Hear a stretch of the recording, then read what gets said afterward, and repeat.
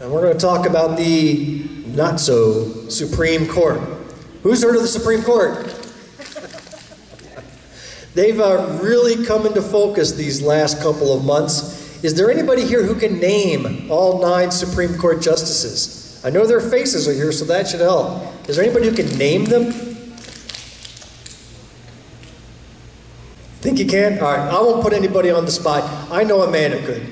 She definitely could. They are the following: Sonia Sotomayor, Clarence Thomas, John Roberts, Samuel Alito, Elena Kagan, Amy Coney Barrett, Neil Gorsuch, Brett Kavanaugh, and Ketanji Brown Jackson.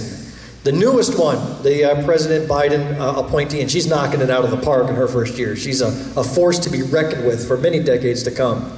So those are who the justices are. I would like to focus on a little bit of background. I want to talk about why people are upset about this Supreme Court beyond even just the decisions that they have been rendering lately. I want to give a little history as to how this court came to be and just how wrong it is. And maybe you missed some of this history. I want to talk about the 3 Trump appointees to start off with. Neil Gorsuch. We had a Supreme Court Justice, Antonin Scalia. He died in February 13th of 2016, passed away, very tragic. President Obama nominated Merrick Garland in March of 2016, as is the right of any president to do. Then Senate Majority Leader Mitch McConnell famously refused to entertain any nomination, saying, "Oh, we're too close to the election," which was November. Again, nominated in March, election not until November. Mitch McConnell said, "We're not even going to address this." And just ignored it, said that let the people decide. And then by some very crazy twist of fate, Donald Trump won that election. And even though he didn't get the popular vote, he won enough electoral votes. And then Donald Trump nominated Gorsuch in January of 2017. So in many people's minds, that's one stolen seat. You know, not playing fair. Never has that happened before, where they just refused so far out from an election to even entertain a nominee. Then we got Brett Kavanaugh. Nice guy, right? In 2018, Justice Anthony Kennedy, who was considered a swing vote. I mean, Justice Kennedy was actually very liberal when it came to social issues and conservative in other areas, but suddenly resigned, decided that he's going to retire. And it was a little bit mysterious. There were accusations that Justin Kennedy, who was Anthony Kennedy's son, had a cozy relationship with Donald Trump. In fact, had a business relationship as a lender through Deutsche Bank. So here is a justice's son who was in charge of loaning Trump money that Trump defaulted on.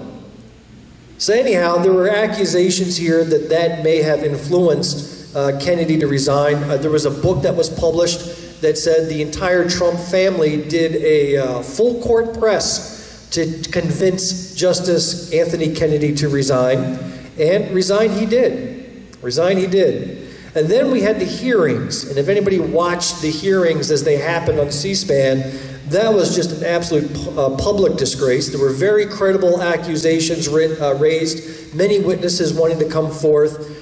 They were not investigated at all. I mean, it came out that witnesses were not interviewed, nobody was talked to, and it was capped by an absolute meltdown from Lindsey Graham. If you haven't seen that, just type in Graham Kavanaugh on YouTube and you can watch Lindsey Graham just blow his freaking mind on stage, spit flying, fingers pointing. He just had an absolute meltdown. And as you can see, it was a very nasty hearing. But then Mr. I Love Beer ended up with the seat on the Supreme Court. So that's how Kavanaugh got in. Now, again, suspicious circumstances.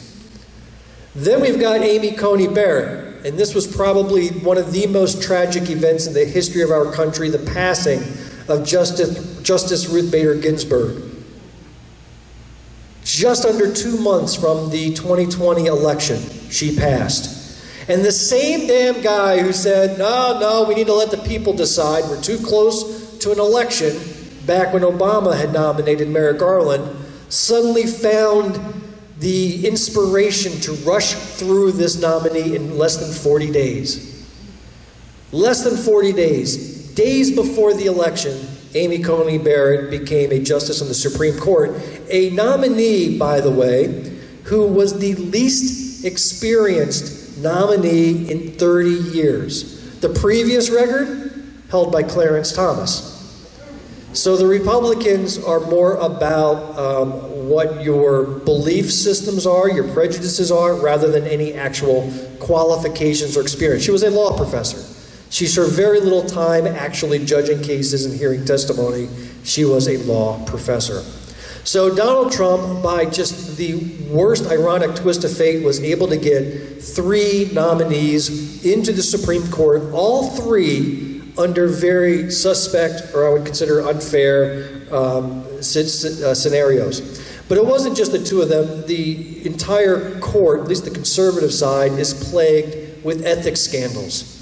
You've heard about Clarence Thomas, who's received money from a billionaire, Harlan Crow, free trips, had his mother's house paid off, had somebody's tuition paid in school, a lot of unethical reporting, things that were not reported. Alito defending private trips he's being able to take. Roberts says he's looking at ethics standards, but the Supreme Court has nobody, they're not beholden to anybody.